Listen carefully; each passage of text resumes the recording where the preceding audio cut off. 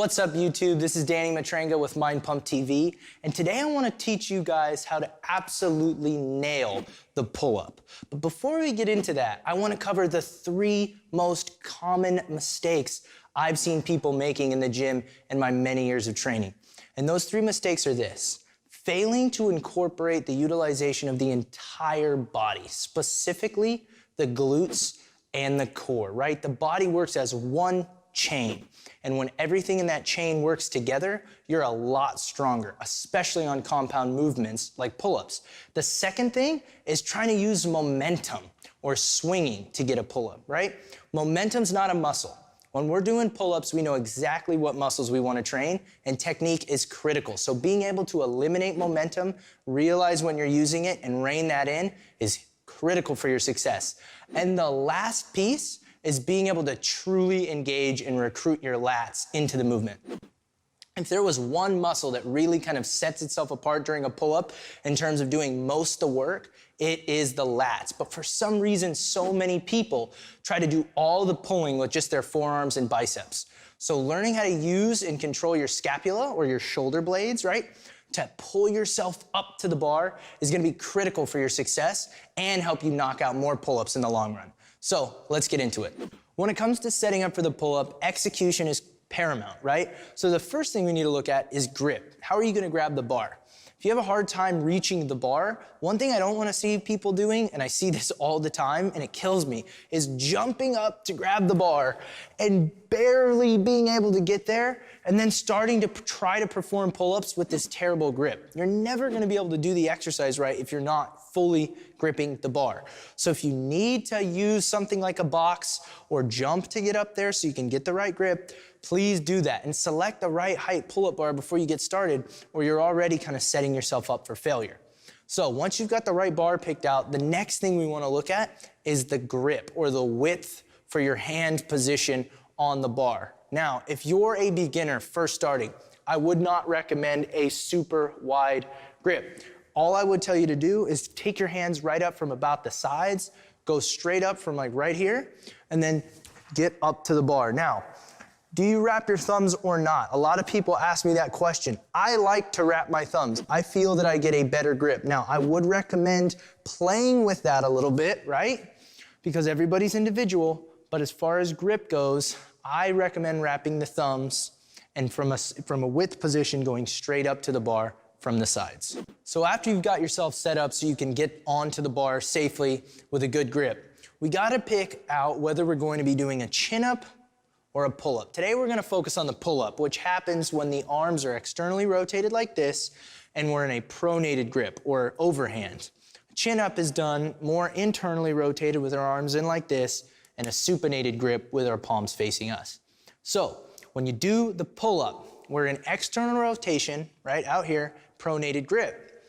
And the big thing we get to do and have to focus on from that position is engaging the lats from the bottom position or when we're hanging from the bar. The lats are the big muscle that runs from the shoulder all the way down the side and into what we call the thoracolumbar fascia or the tissue of the lower back. And they make this big sweeping V, right? So if you've ever seen somebody who's really well developed, they have that big V shape, that's from well-developed lats, right? Now, when you do a pull-up, you're pulling your arms down to your sides like this, right? Well, guess what? That's exactly what your lats do. They run up here, and they move that humerus down. We call that adduction, right? Adding, bringing something in. So they adduct the humerus down like that. Humerus is the arm bone here. So to really get them to fire, to really get them to engage, this is the best tip I have found by far. And that is before you start pulling, before you start tugging yourself upward, think about doing 2 things. Pulling your shoulder blades down first. So from this position, we actually don't want to do this. We want to pull the shoulder blades down and lift the chest up. So if you're sitting at your computer or you're on your phone right now doing this, and you can't quite feel your shoulder blades depressing or going down, think about lifting your chest. I've found that 9 out of 10 clients, if they can't quite do that, if you cue to lift the chest, the shoulder blades will go down on their own. So once you've done that, you've set up yourself for success because now the lats can really lead the way and take you through that movement. And you're not going to be dependent on just your biceps and your forearm. You'll have everything working synergistically. And that is the best way to do compound movements like pull-ups, squats, deadlifts. Now that we've got the upper body stuff down, right, like the grip, what we're doing with the scapula to engage the lats, lifting our chest, we gotta look at the core and the lower body, right? Pull-ups might seem like just an upper body exercise, right? Just like squats might seem like just a lower body exercise, but they're not. It's a total body exercise, and being able to stabilize the trunk so that we're not swinging back and forth requires us to recruit two things mainly. The first one is the core, the second one is the glutes. So, after you guys are up there on the bar, what I want you guys to do is to brace your core and squeeze your glutes. Now, you don't have to contract everything so tight that you can't breathe, but I want you to engage those muscles, and that's gonna do two things for you. The first is it's gonna really fire up the kinetic chain, and it's going to use what we call the kinetic link principle, right? Which are muscles firing in a chain-like fashion that really makes the whole body stronger. So the glutes are on, the core is on, the lats are on, the biceps and shoulders and forearms are on. So we have contraction from all the way down here to all the way up here, and that's gonna make you a lot stronger. The second thing that that's gonna help you do is avoid swinging. And killing momentum when we do pull-ups is so important. So now you guys have all the relevant setup cues rocking and rolling, right? We're on the right bar, we've got the right grip, we've got the glutes, core, and scapula doing what they need to do. So now we gotta talk about execution, breathing, bracing, all these things, right? So I'm up on the bar, right? My feet are touching, but they're not crisscrossed. My glutes are engaged. As I pull up, I exhale. That helps me engage my core. Right? I'm controlling my body as I come down. That's a big piece that a lot of people neglect. You'll see a lot of people do their pull-ups like this. They'll pull up and they'll drop down. And they won't emphasize any of that eccentric portion or the lowering phase of the lift. Imagine that on any other lift. It looks kind of silly when people blast through it. The same thing's true on pull-ups. I need you guys to focus on, again, getting set up, get your grip, exhale as you go up, keeping your glutes engaged, and you'll notice when I do that, I don't really have the ability to swing very much. But if I cross my feet and I don't have my glutes engaged, my hips can be kind of loose like this, and I can start to use momentum. And what that does is it actually throws my body's position off, and it might make the movement even harder. Because instead of pulling up in a straight line, I'm trying to pull from front to back and back to front as I'm doing the movement because my body is shifting throughout. So again, lock it all in. Nice wide base. Scapula are starting to depress before we begin. Glutes are engaged. Just like that. Two important pieces we need to highlight whenever we do any exercise are the range of motion and the tempo with which we perform it, right? So with pull-ups, just like a lat pull-down, we wanna pull our torso all the way up to the bar and then come all the way down into the fully stretched position.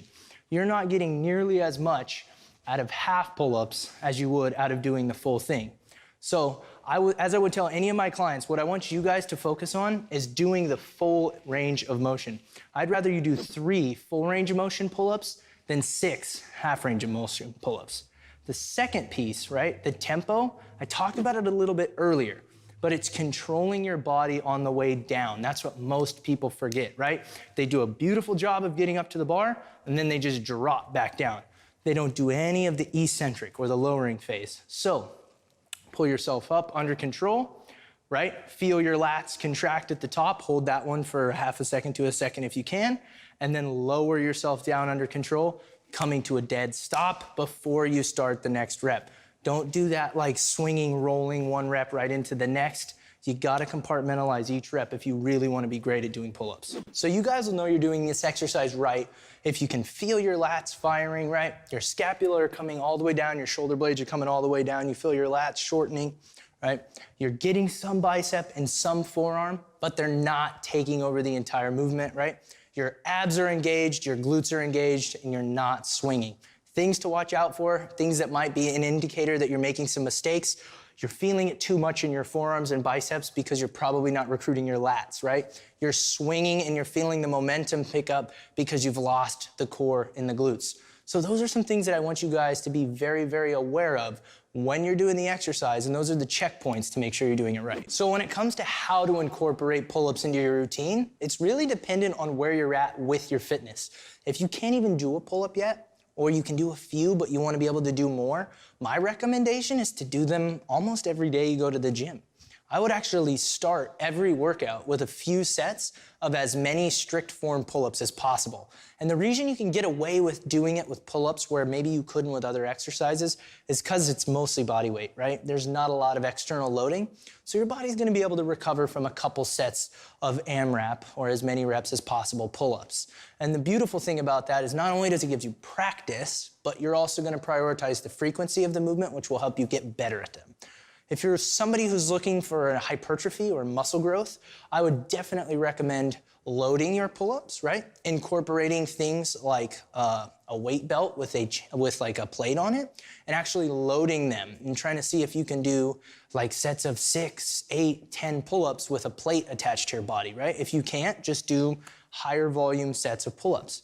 And if you're somebody who's training for strength or like powerlifting, you could use all those same rules that the hypertrophy person would be using as well. Thanks so much for tuning in, guys. Really hope you enjoyed the video.